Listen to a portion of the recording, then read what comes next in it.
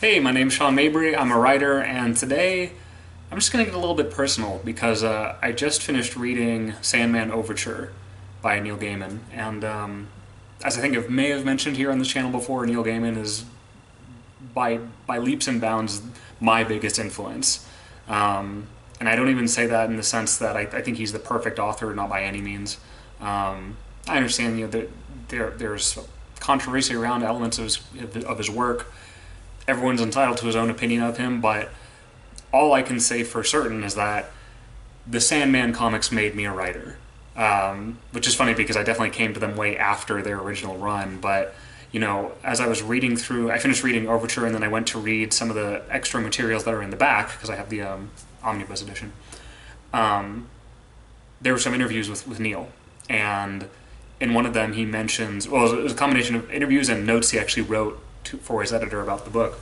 And at one point he mentions that he's not 26 anymore, because at age 26 was when he was writing the original run of Sandman. And I couldn't help but zero in on that because I'm 26 years old. And, maybe the Nephilim book will turn out to be something like that. But I know currently, not yet, have I written anything nearly as large and influential and as important as the Sandman comics. And there's a very real temptation to beat myself up about this, and to say that I've wasted my time and that I've been lazy, and that's true to an extent. There's a temptation too to think maybe I've taken the wrong path in life, that maybe if I'd done something different earlier on, I would be in a position where I could be writing bigger things for a bigger audience at this point. But I also know enough about Neil's biography to know that he didn't plan and couldn't have planned for Sandman. He was just writing what he cared about. He was writing what interested him. He was working with people he wanted to work with. And I also, the memory that keeps leaping to mind here when I think of, then if I'm not where he was at age 26, why have I bothered? What's the point? Is there anything I could salvage from all this if I were to die tomorrow? And the one that really leaps to mind, and I'm kind of shocked I haven't really told this story on this channel. I don't think I have. Maybe I did and I just have forgotten, but my most recent story that I got published, Order of the Blessed Return, is a story that I think is currently my best. I think it's the most conceptually complete. I think it has the most solid structure, the most vivid characters, and it really says something. And it was a story that made me nervous when I was writing it. In fact, I was at the video I almost made here before I decided to go personal was just going to be talking about how if something makes you nervous, you should be writing it. You should write what makes you feel uncomfortable or scared, or anything that frankly even makes you question yourself is probably a good direction to write in, because then you're going to write something real.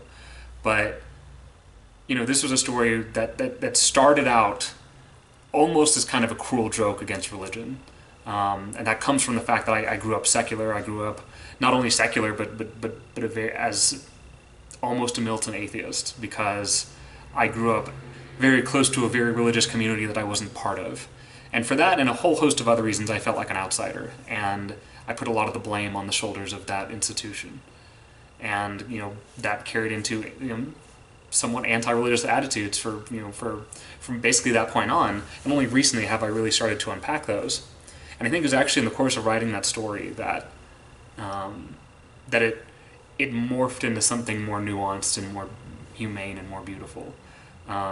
Because I chose not to simply rest on those instincts, because I was given really good advice from the people around me on how to craft that story. And the ultimate proof in the pudding, I think, is that my girlfriend's mother is currently studying to become an Episcopalian priest. And when my girlfriend shared the story with her once it was live and published, it was one of the last things she was doing before she went to bed. She went and opened up the story, and she's like, "Oh, I'll read the first little bit of it, and then, just tuck it aside and finish reading it in the morning." And sure enough, she couldn't put it down. She stayed up late into the night, just to finish reading the story, and then couldn't stop thinking about it. And She loved it. She absolutely loved it. And she told me as much. And my girlfriend confirmed as much too, having talked to her. And, one of the things we ended up talking about later is how, as someone who is deeply involved in the church and believes in it, someone who's clearly devoutly religious. It takes a fair amount of devotion to want to become a priest. She resonated with it. She could see what I was really talking about. And she could recognize the conflicts that these characters were going through. And that kernel of it is just, I think, what a good story does. I don't necessarily think that is special. I think that's just me doing my job. But I think, the broader context here that is what I hope to keep doing is that I wrote a story that in theory should have alienated her, that in theory should have been repulsive to people who do practice religion sincerely.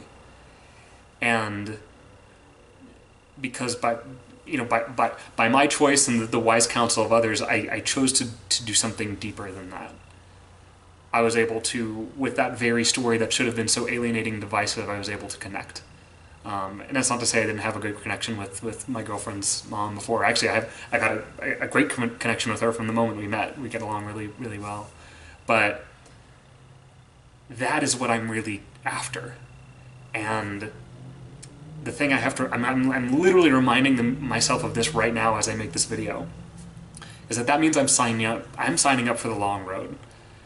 You can't go for the counterintuitive approach and expect it to happen overnight. You can't try to do something bold and daring and different and expect the world to get it all in one go. It's going to take it's going to take a lot of time for me, and it'll take a certain amount of luck, like it took for Neil. But even if it never does, if I can just get a dozen more moments like that, where someone reads my story and, for as weird as it is on the surface, they get what I'm really talking about. And it has to be weird on the surface, because if it's not weird, if it's not disruptive, then how do I know you're really fighting for it? How do I know that you're really listening? I think that's what I find so inspiring about every author I've ever revered. Kurt Vonnegut falls in this category too. It's the very fact that their work makes you uncomfortable that makes it important. And the fact that it was uncomfortable for them to write makes it important. And I have no clue, honestly. I'm disciplined and I work hard, and I have these grand hopes and dreams for where my career could go, but I don't know. I don't know.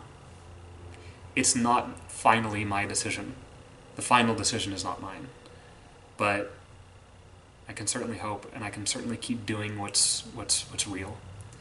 And please, if you are a fellow artist, keep doing what's real.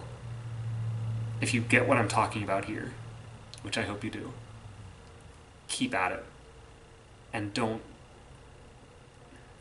trade it for a quick win. Don't trade it for an easy path. Don't trade it for what people are already expecting. You have a more important job to do, so please do it. We all do. All of us artists have much more important work to do, so let's stick to that. If you enjoyed this video, feel free to like, comment, share, and subscribe as always. And I'll see you all again next week. Thank you for watching as always.